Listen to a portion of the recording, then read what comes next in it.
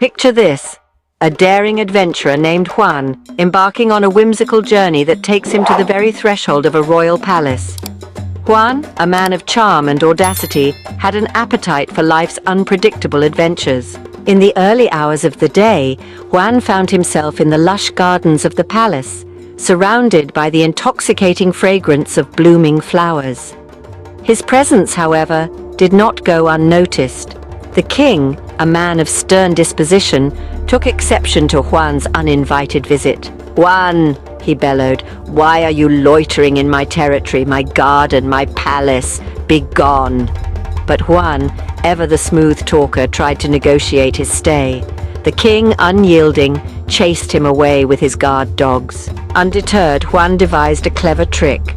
The next day he returned, this time standing on a mound of earth in a wooden cart pulled by a water buffalo. The king once again demanded his departure, but Juan, standing on his own patch of earth, cleverly argued that he was not on the king's land. The king, taken aback, was left speechless. Juan's antics did not end there. The following day he returned with a large, ancient book, pretending to read it with grave seriousness. The king, intrigued by Juan's apparent distress, asked about the book's contents. Juan, seizing the opportunity, spun a tale of impending doom. Earthquakes, tidal waves, and a tsunami of unprecedented magnitude. The king, alarmed, asked for guidance. Juan suggested building a large ark, suspended high on the palace tower, and a statue for the people to pray and seek refuge. In case of emergency, the ark's ropes should be cut to let it float on the floodwaters. A reliable minister should accompany the queen and princess, and the king must appoint a trustworthy person to lead in his absence. The king, without hesitation, chose Juan. So, our story of Juan, the audacious adventurer, takes us through a tapestry of intrigue, wit, and clever machinations. A tale where the boundary between the commoner and the palace blurs, and audacity triumphs over authority. A reminder that quick thinking and wit can sometimes triumph over power and might. In summary, this story is a testament to the power of the human spirit, the audacity to defy the odds, and the wit to turn a situation to one's advantage. It is a tale of courage, cunning, and a dash of humor, all wrapped up in the adventures of our hero Juan. Wow!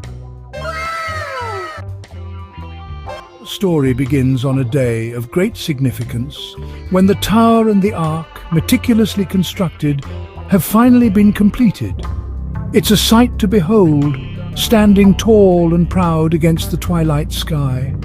The ritual begins precisely at 6 in the evening, when shadows dance and the world is cloaked in an air of mystique. In the heart of the tower, a sacred image is placed, encased within a square frame, just high enough for the public to revere but not to touch.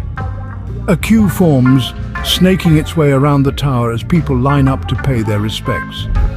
They are given the honor to kiss the image through a small hole in the frame, a symbol of their devotion and faith. Everyone has their turn, making the pilgrimage up and down the tower, all except for the princess and the queen.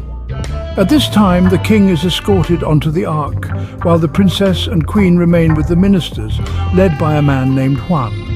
Juan, however, is no ordinary minister. He has a trick up his sleeve. When it's his turn to pay homage to the image, he slips his manhood through the hole in the frame, perfumes it, and lets the unsuspecting public kiss it, believing they are showing reverence to the sacred image. But when it's the princess's turn, something unexpected occurs. Juan's manhood stiffens, releasing a scent unlike the perfume he had used.